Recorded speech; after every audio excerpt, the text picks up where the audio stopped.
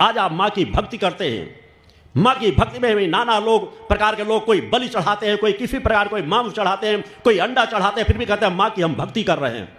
धिक्कार है तुम्हारी भक्ति पर, तुम्हारी सोच पर। यही वह अज्ञानता है।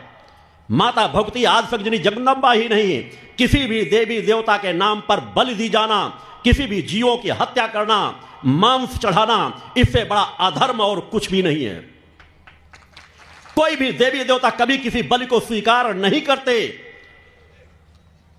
समाज के अज्ञानियों ने जो मांसाहार करते थे, वह मांस का सेवन करते करते उन मंदिरों मस्जिदों में उन्हें जहां जिन मंदिरों में उनको स्थान मिला, धीरे धीरे करके वहां भी मांस चढ़ाने का रास्ता उन्होंने निकाल लिया। जो नशा करते थे वो भैरव के नाम पे शराब चढ़वाने लगे। धीरे धीरे परंपरा भटक गई। जो हमारे पवित्रता की शक्तियां हैं उन्हें हम मांस परोसने लगे। सदा याद रखना, इससे बड़ा अधर्म और कोई नहीं होगा अगर आप माता आदिशक्ति जगदम्बा के नाम पर किसी तरह की बलि चढ़ाते हैं, किसी तरह जीव की हत्या देते हैं। इसका परिणाम आपको निश्चित ही भोगना पड़ेगा, और यही समाज की पतन का मूल कारण है। अतः उन परंपराओं को तोड़ो। तुम्हारे माता पिता उन परंपराओं में लिप्त थे, अज्ञानता बस। आज तुम उन परंपराओं में लिप्त रहोगे कि हमारे पिताजी बलि चढ़ाते थे इसलिए हम चढ़ा रहे हैं। आगे आने वाले आपके बच्चे भी यही कहेंगे कि हमारे पिताजी बलि चढ़ाते थे इसलिए हम चढ़ा रहे हैं। परंपराओं से हटो, सत्य को समझो। अगर तुम्हारे माता पिता ने भी गलत किया है तो उस गलती को तुम सुधारो। उस गलती को सुधारने का तुम्हें रास्ता मिल रहा है। अतः कभी देवी देवताओं के नाम पर अगर सच्ची भक्ति चाहते हो तो कभी बलि मांस इसका उपयोग मत करना। तुम्हारा कुछ भी हित नहीं होगा। अगर तुम्हारे द्वारा कहीं पर बलि दी जाती थी तो आज से इस स्थान से संकल्प करके जाओ। मैं आपको वचन देता हूं कि जो आप बलि देकर के लाभ नहीं प्राप्त कर रहे थे वो बलि को अगर बंद कर दोगे तो उससे कई गुना ज्यादा आपको परिवारों में सुख शांति मिलने लगेगी। अतः उस बलि का त्याग करो। बलि से बड़ा अपराध और कुछ भी नहीं है। बलि प्रथा से कभी कोई देवी देवता संतुष्ट नहीं होती। जरा सोच करके देखो, जो जगत की जननी है, सभी जीवों की जननी है, उसको संतुष्ट करने के लिए उसकी बनाई हुई जीवों को ही उन्हीं के चरणों में काट करके दंड दे करके समर्पित करोगे और चाहोगे उससे प्रसन्न हो जाए। तो क्या तुम, अगर कोई व्यक्ति तुमसे कोई संपर्क साधना चाहे, तुमसे मिलना चाहे, तुम्हारे बेटों की बलि चढ़ाए तुम्हारे सामने, तुम संतुष्ट हो जाओगे? कभी नहीं होगे।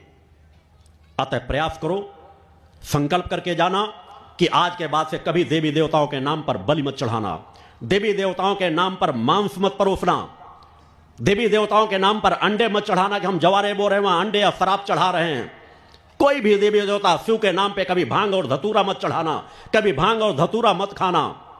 ये सभी सत्य हमारी पवित्रता की प्रतीक है।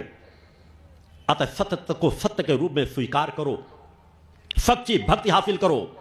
तीसरी सबसे बड़ी समाज में जो भ्रांति होती है कि आज जगह जगह देवी देवताओं के नाम पर देवी आ गई, देवी अभुआने लगी, नाना प्रकार की भ्रांति पैदा कर दी जाती है, वो खेलने लगी, ऐसा। इससे बड़ा आडंबर और कुछ भी नहीं हो सकता।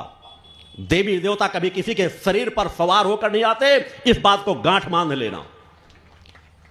अन्यथा मैं पूरे देश के नहीं विश्व की चुनौती देता हूं, अगर किसी के पास ऐसी देवी देवता जो शरीर पे आकर खेलती हो, शरीर पर आकर अभुआती हो, उन्हें चुनौती देता हूं कि आए मेरा सामना करें। और मैं तुम्हें भी कहता हूं, जो अगर ये कहता हूं हमारे ऊपर देवी की सवारी आती है, वो चाहे साप्ताहिक चौकी लगाते हो, उनके जाके तमाचा मार देना, वो तुम्हारा कुछ भी अहित नहीं कर पाएंगे। वह आडंबर होगा या मानसिक विकृति होगी। अरे उस परम सत्ता की एक कृपा तरंग अगर हमें स्पर्श कर लेती है तो हमारे अंदर शांति और चैतन्यता आ जाती है, खेलने की स्थिति नहीं आती। आपका ज्ञान जागृत होगा, आपके स्वरूप में जागृति आएगी, आपके कार्य करने की क्षमता पड़ेगी। वह कभी अभुआता नहीं है, वह तो आपके अंतःकरण के माध्यम से कार्य करती है। जो अभुआने लग जाए, जो खेलने लग जाए, जो नाटक करने लग जाए, यह निश्चित मान लेना वो तो किसी या तो प्रेत योन से प्रभावित है या ढोंग और पाखंड कर रहा है। अतः इनसे दूर रहना, सजग रहो। यही सच्ची मां की भक्ति है। नाना प्रकार के लोग भी झाड़ फूंक में लगते हैं। कोई खेलने लगा, फिर नाना प्रकार के झाड़ फूंक के क्रम हर प्रदेशों में प्रक्रिया चल रही है कि मुर्गा ले आओ, ये ले आओ, इसकी बलि दी जाएगी, इसको ठीक कर दिया जाएगा। इन भ्रांतियों से ऊपर उठो। खेलने वाले झाड़ फूंक करते हैं, वह खुद खेलते हैं और झाड़ फूंक करने की चौकियां लगाते हैं, वह शून्य है, उनके पास किसी चीज का ज्ञान नहीं है। अतः चक्कर में पड़ोगे तो तुम्हारी जो धन संपदा वो भी लूट ले जाएंगे झाड़ फूक के नाम पे, और तुम्हें कंगाल कर देंगे, और तुम्हारे मान सम्मान इज्जत के साथ तो खेलते ही हैं। मैं ऐसे हजारों लोगों को जानता हूं जो साधु संत सन्यासियों का भेष धारण करके समाज का शोषण कर रहे हैं। कोई झाड़ फूक के नाम पर, कोई तंत्र मंत्र के नाम पे पूरे समाज को छल रहे हैं और ठग रहे हैं। सजग रहो, वह ज्ञान तुम्हारे पास होना चाहिए। सच्चे मन से उस परम सत्ता की आराधना करो, उस आराधना से आपको ज्यादा लाभ मिलेगा। शक्ति जल मेरे द्वारा प्रदान किया जाता है, उस शक्ति जल का पान कराओ। नित्य घर में मां की आराधना, भक्ति, दुर्गा चालीसा का पाठ करो। उससे सहज भाव से धीरे धीरे सुधार होगा। यदि किसी प्रकार की तकलीफ या प्रभावित वातावरण भी है, 50% लोग तो मानसिक रूप से कमजोर होते हैं, मानसिक रूप से डिस्टर्ब होते हैं, जिसके वजह से उनके अंदर असंतुलन आता है। उसे सब चीजों को भूत प्रेत से मत जोड़ो। मैं नहीं कहता भूत प्रेत नहीं होते। भूत प्रेत की योनि एक सत्य योनि है जो मानव योनि के सबसे नजदीक है। उस योनि का सत्य का एहसास भी मैंने अनेकों बार कराया है।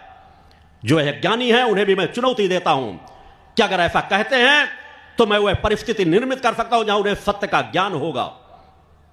बचपन से अनेकों क्षेत्रों में मैंने जहां जाकर के अनेकों जगह की मैंने घटनाओं के स्पष्ट प्रमाण दिया है कि ऐसी जगह पर जहां किसी की हत्या हो गई थी, जो मुझसे हजारों किलोमीटर दूर थे, बचपन में छोटे की उम्र में, जब मैं 9-10 साल की अवस्था का था, अगर किसी क्षेत्र में जाता था तो मेरे सामने से बचपन से लेकर आज तक इस तरह के दृश्य और अदृश्य की योनियां कभी ओझल नहीं रही। उनका स्वरूप बता देता था कि यहां पर इस व्यक्ति की मृत्यु हुई है, इस व्यक्ति इस रूप में दिख रहा है, इसका यह रंग है, यह व्यक्ति इस तरह के वस्त्र पहनता है, और वह प्रमाणित होती थी। जिस तरह हम जीवन जी रहे इसके नजदीक हमारे आसपास ही योनियां हैं। हमारा धर्म, हमारे वेद, शास्त्र, उपनिषद, इस चीजों में सब जगह वर्णन है। उस सत्य का स्वीकार करो। मगर प्रेत योनि किसी का अहित नहीं करती। कुछ चंद लोगों को छोड़ करके उनके भी बचने के रास्ते, यदि आप सात्विक विचारधारा का सेवन कर रहे हैं, सदाचारी हो, नशे मांस से मुक्त हो, तो आप शमशान में भी पड़े रहोगे तो आपका प्रेत कभी कोई अहित नहीं कर पाएगा। अतः अपने बच्चों को संस्कारवान बनाओ, चेतनावान बनाओ, सामर्थ्यवान बनाओ। उनके जीवन में सहज भाव से परिवर्तन आएगा। अतः इस तंत्र मंत्र के चक्कर में मत उलझो। अपने संस्कारों को बढ़ाओ, अपने जीवन को पवित्र और निर्मल बनाओ। यही सच्ची मां की भक्ति है। भ्रमजालों में मत उलझो। चौकी लगा लगा के जो लोगों को छल रहे हैं, ठग रहे हैं, उनसे सजग रहो।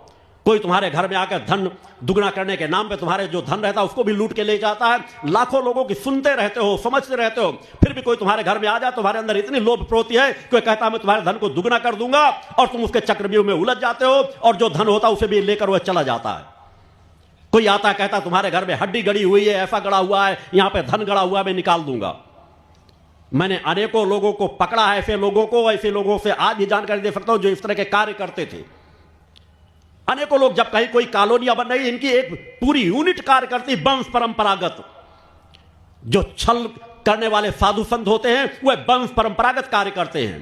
कहीं पर कोई कॉलोनी का निर्माण हो रहा होता है, जब नींव डाली जा रही होती है तो वह नक्शा पूरा बना लेते हैं, और नक्शा बना करके आपके उन नक्शों में, जब आप रात में नहीं रहते, उनकी उल्टे पूरी काम करते, उन कॉलोनियों में जाकर कहीं पर हड्डी गाड़ देंगे, कहीं पर पैसा गाड़ देंगे, कहीं पर कलसा दबा देंगे, और जब भवन निर्माण हो जाएगा कुछ समय बाद, वो किसी न किसी रूप से उनके पास पूरी रजिस्टर मेंटेन रहती है, डायरी मेंटेन रहती है।